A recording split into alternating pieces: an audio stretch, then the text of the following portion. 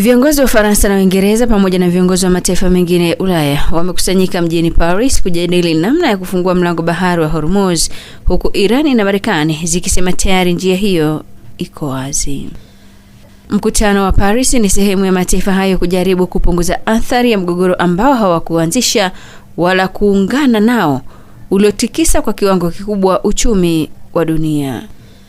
Bei ya mafuta ilipanda maradufu kote duniani baada ya vita hiyo kuanza Februari 28 baada ya Irani kufunga mlango bahari huo ambao 20% ya mafuta duniani hupita. Kabla ya mkutano wa Paris kuanza, Rais Emmanuel Macron amesema Marekani haikualikwa katika mpango wa juhudi za kufungua mlango wa Hormuz kwa ajili ya uhuru wa safari za meli, akisema mpango huo wa usalama kwa meli zinazopitia eneo hilo ni wa ulinzi na utafanyika wakati hali ya kiusalama itakaporuhusu. Kansela wa Jerumani Merz na Waziri Mkuu wa Italia Meloni walikuwepo katika mkutano huo. Viongozi wengine ni Waziri Mkuu wa Australia na Canada pamoja na Korea Kusini na Rais wa Ukraine Zelensky. Wote hao walijiunga kupitia njia ya video.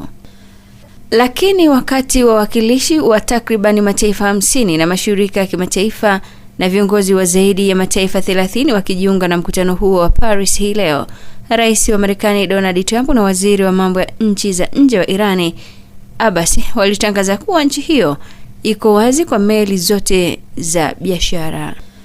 Aidha, Abbas amesema mlango huo utabaki wazi kabla ya siku 10 za usitishaji wa vita kati ya Irani na Marekani.